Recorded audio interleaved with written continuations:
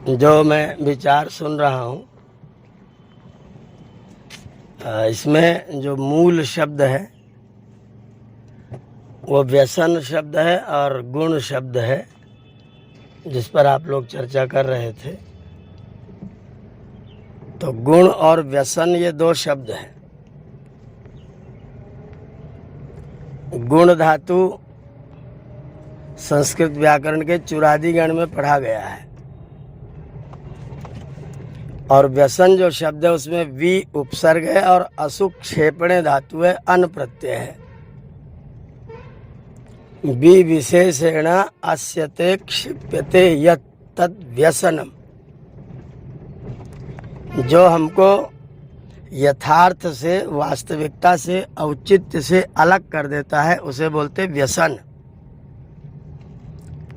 जो उचित हो वो जैसे ही उचितता की सीमा से ऊपर उठता है उसका नाम हो जाता है व्यसन। जैसे मुझे पढ़ने का व्यसन है, पढ़ने का व्यसन है।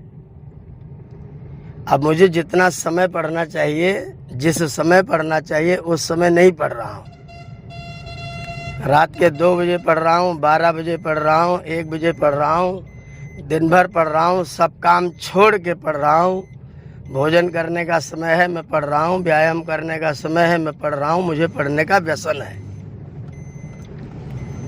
औचित्य से जो निकाल के फेंक दे वो है व्यसन। अब उसमें कुछ अच्छे व्यसन, जैसे अच्छा ज़्यादा पढ़ेंगे तो बहुत अच्छी बात है, पढ़ना चाहिए। उसमें अतिरिक्त भी पढ़ लेंगे तो अच्छी बात है, पढ़िए। अगर वही आपको वास्तविकता से, औचित्य से अलग कर दे और वो नुकसान भी कर रहा हो, आपको भी, समाज को भी, परिवार को भी, राष्ट्र को भी, तो फिर वो दुर्व्यसन हो जाता है। आपको वास्तविकता से निकाले, औचित्य से अलग करे और राष्ट्र का भी अहित करने लग जाए, समाज का, परिवार का अहित करने लग जाए, तब वो दुर्व्यसन की कोटि में आ जाता है। असत्य बोलना, जो एक ही बात को बार बार दोहराने लग जाना, कोई ऐसा कार्य करने लग जाना जिससे सबको नुकसान होता है और उसको अपना आदत बना करके रखना है, उसके बिना आपको रहा ही न जाए, उसके बिना उसको आप करें ही करें। बार बार रोकने पर भी आपके मुख से गाली वाले शब्द ही निकले, तो फिर वो आपका दुर्व्यसन हो गया। जो गुण शब्द है वो शास्त्र में तो वस्तु की विशेषता बताने के लिए प्रयुक्त है। गुण शब्द जो है वो शास्त्र में वस्तु की विशेषता बताता है। जैसे ये इस पत्ते का रंग हरा है, इस फूल का रंग लाल है, तो उस वस्तु की विशेषता बताने के अर्थ में शास्त्र में गुण का प्रयोग होता है। और जो चर्चा हम लोग कर रहे हैं, लौकिक वाली चर्चा, तो लोक में जो गुण शब्द है वो आपकी क्रिया को बताता है, वो क्रिया की विशेषता बताता है कि आप क्रिया कैसी करते हैं। जब हम व्यक्ति के गुण की बात करेंगे, व्यक्ति के गुण की बात करेंगे लोक में, तो उसका अर्थ होगा कि व्यक्ति क्रिया कैसी कैसी करता है। और व्यक्ति का गुण अगर हम शास्त्र में बताएंगे तो जिसके कारण से हम व्यक्ति को पहचानते हैं वो व्यक्ति का गुण होगा। लंबा है, गोरा है, काला है, जिसे हमें पहचान बताएंगे। बाल बड़े बड़े हैं, बाल छोटे छोटे हैं, गंजा रहता है, अमुक कपड़े पहनता है, तो जिसके कारण से हम वस्तु की विशेषता बताएंगे वो शास्त्र में गुण है। और जिसके द्वारा हम क्रिया की विशेषता बताएंगे वो लोक में गुण है। जैसे सत्य बोलना, सत्य बोलना गुण है, लेकिन है वो क्रिया, तो क्रिया की विशेषता बता रहा है, इसलिए हम उसको गुण कह रहे हैं। तो इस रूप में जो गुण है, अगर उसके द्वारा किसी को लाभ हो रहा है, किसी को सुख पहुंच रहा है, किसी का कल्याण हो रहा है, तो सद्गुण है। अगर उसी के द्वारा किसी का अकल्याण हो रहा है तो फिर वो दुर्गुण है। क्रिया कर रहा है व्यक्ति, बीड़ी पीता है, अपना सत्यानाश करता है, पड़ोसियों का भी सत्यानाश करता है, ये उसका दुर्गुण है। तो लोक में जो गुण शब्द है वो क्रिया की विशेषता बताने के अर्थ में प्रयुक्त हुआ है। लोक में हम उसके द्वारा क्रिया की विशेषता बताते हैं, व्यक्ति करता क्या क्या है। और जब शास्त्र में आते हैं तो वही वस्तु की स्पेशलिस्टी क्या है, उसकी विशेषता क्या है, वो बताना प्रारंभ कर देता है। तो यहाँ जो चर्चा चल रही है दुर्गुण दुर्व्यसन दुख वाली, वो लौकिक वाली है। तो लौकिक अर्थ में जी थोड़ी देर ठहर ताकि आपकी आवाज कटकर आ रही है।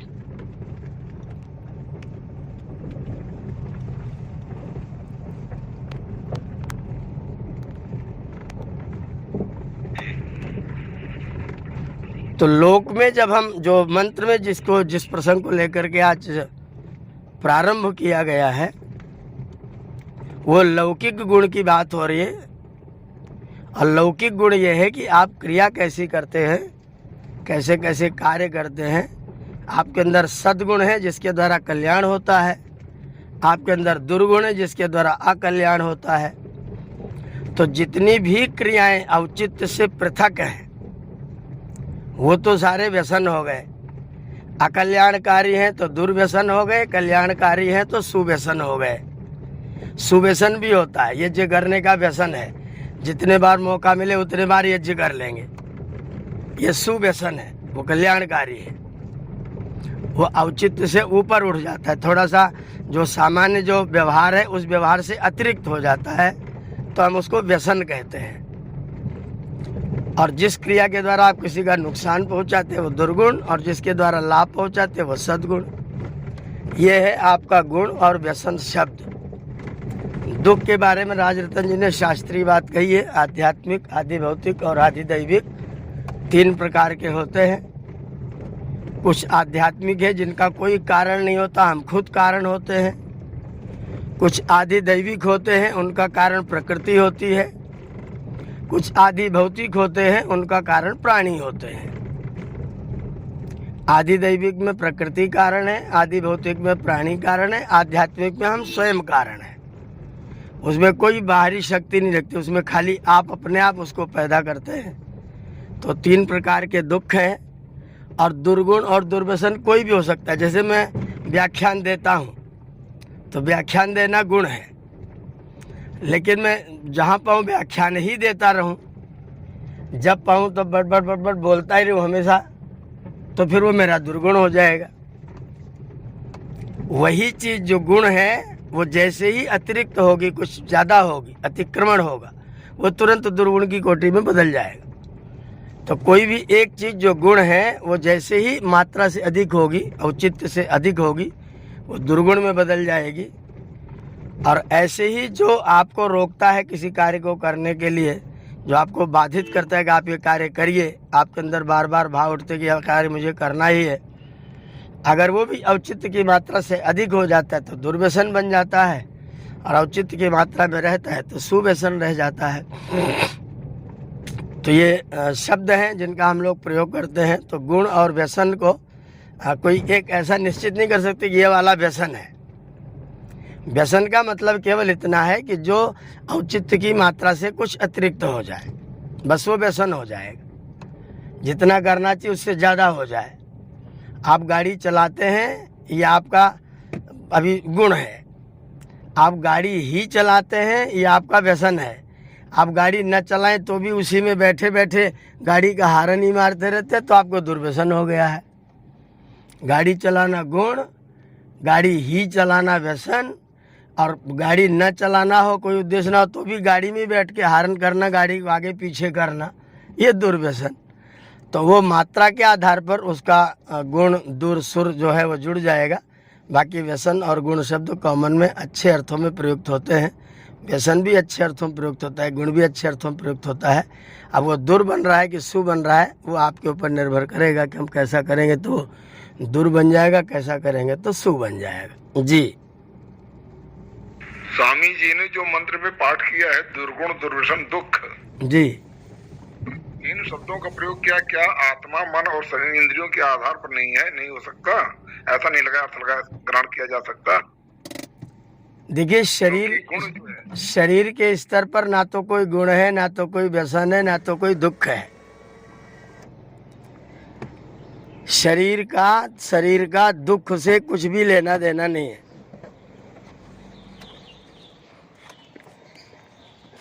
शरीर का मन आत्मा और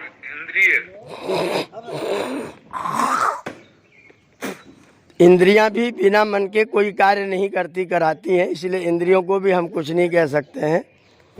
हमारे पास सीधी सी बात आएगी, जो जितने भी दुख, दुर्व्यसन, दुर्गुण हैं वो सब हमारे मन के स्तर पर ही हैं। इसलिए लिखा है कि परमात्मा सर्वदा सबको प्राप्त है, किंतु सदोष अंतःकरण के कारण से उसकी प्रतीति नहीं होती है। तो दोष अंतःकरण का है, दोष मन का है, दोष बुद्धि का है, दोष चित्त का है, दोष अहंकार का है। और उनकी चीज़ों को प्राप्त करके जीवात्मा, क्योंकि प्रति संवेदी है, जो जैसा बुद्धि ने जैसा सोचा, जैसा निर्णय किया, वैसा वैसा आत्मा उसका प्रति संवेदन करता, वैसा वैसा ही वो जानता है। तो अगर वो दोषी है तो फिर आत्मा के अंदर वही दोष लागू हो जाएगा, उसके ऊपर आरोपित तो हो जाएगा। क्या कपड़े निकालो, मैं नहाऊंगा। जी ने दुर्गुण, दुर्व्यसन और दुख, इन 3 शब्दों का जो प्रयोग किया है जी, तो क्या दुर्व्यसन से काम नहीं चल रहा था? जो 2 अन्य अतिरिक्त प्रयोग किए गए, नहीं, काम नहीं चलेगा, तीनों का प्रयोग करना ही पड़ेगा। दुर्गुण अलग है, दुर्व्यसन अलग है, दुख तो अलग, बिल्कुल ही पृथक हो गया। दुख तो सारे आत्मा के हैं या मन के या शरीर के, किसके हैं ये? शरीर का एक भी नहीं है, शरीर का एक भी नहीं है।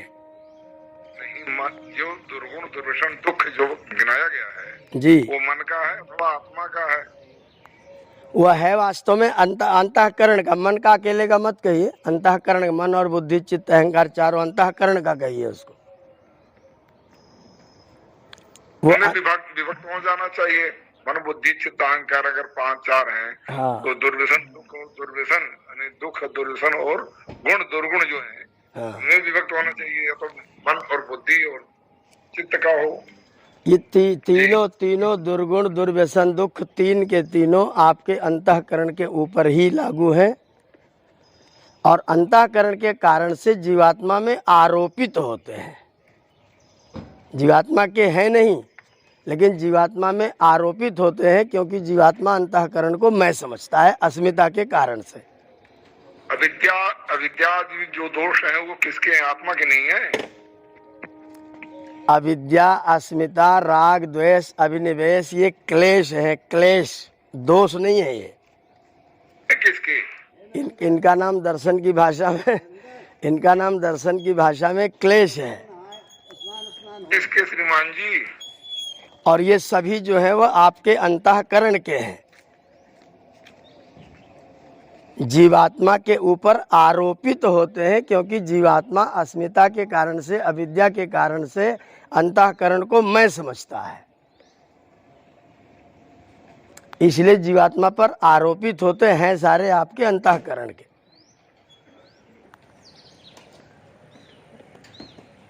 ये रोग सब अंतःकरण के हैं।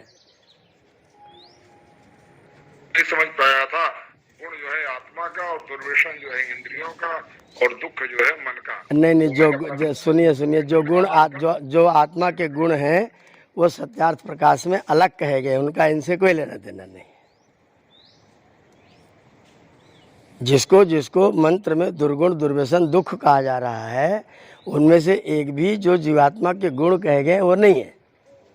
वो बिल्कुल जो दुर्गुण, दुर्व्यसन, दुख है, इसलिए मैंने कहा कि ये लौकिक अर्थ में है, और लौकिक अर्थ में वो क्रिया की विशेषता बताने वाले हैं। लौकिक अर्थ में दुर्गुण, दुर्व्यसन जो है वो क्रिया की विशेषता को बताने वाले हैं। जब आत्मा के गुण की बात करेंगे तो बिल्कुल अलग होगा।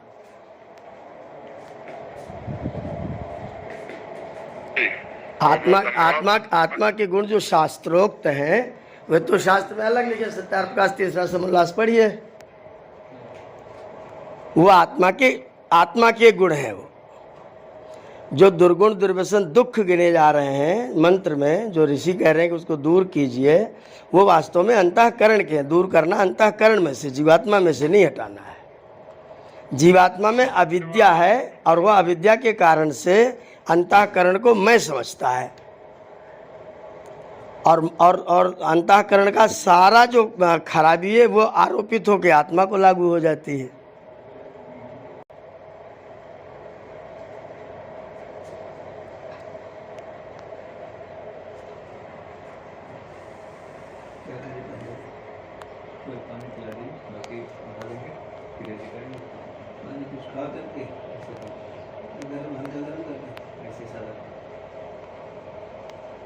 जी आदरणीय जी से बोल रहा हूं। जिला आज जो है की बैठक हुई। आपकी आवाज ठीक नहीं आ रही, कट के आ रही है।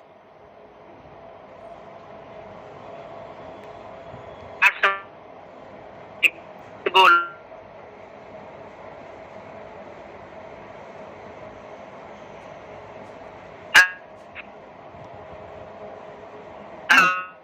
आपकी आवाज नहीं आ रही है, आवाज नहीं आ रही, कट जा रही है, कट जा रही है। जी जी जी, हेलो जी जी, आप बोलिए। हाँ, आज प्रयासरत बोल रहे हैं। हेलो जी, आपकी आवाज गोल हो जा रही, बीच बीच में गैप हो जा रहा है, आ नहीं रही ठीक से। तो कल हमारे यहाँ जिला आर्य समाज की बैठक हुई थी, जो समी वर्षगांठ मनाने के संदर्भ में दयानंद सरस्वती जी का।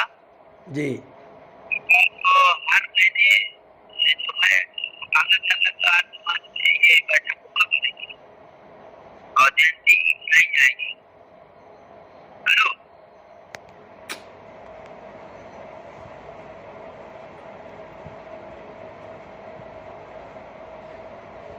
की आवाज ही सही नहीं आती है। इनका नेटवर्क ठीक नहीं है, वहाँ से आवाज ठीक नहीं आ रही है। और कोई और किसी को कुछ कहना हो तो बताइए।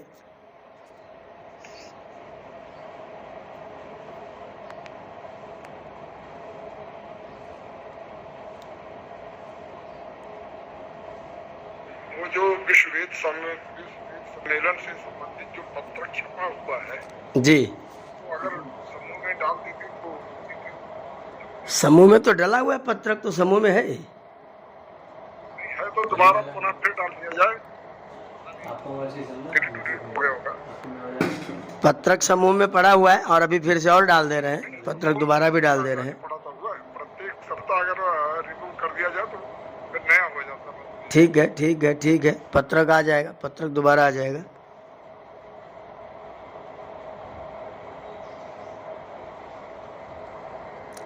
पत्रक अभी भेज देंगे, पत्रक तो रखा है, पत्रक तो अभी तुरंत भेज देंगे। प्रभु श्याम नारायण जी जी नमस्ते।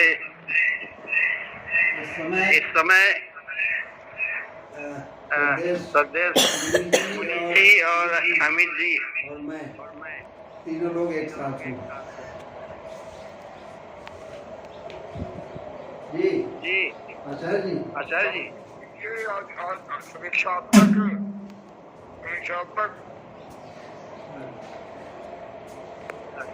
मैं कह रहा हूँ अगर है तो अमित जी समीक्षात्मक चर्चा करते हैं जी।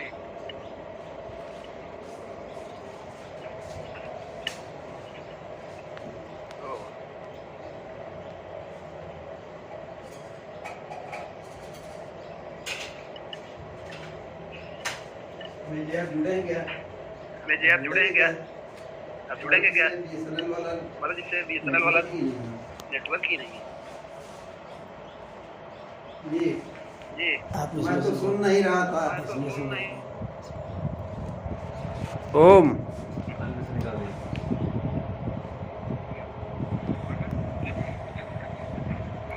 ओम आचार्य जी, आचार्य जी, ये बोलिए। आचार्य जी,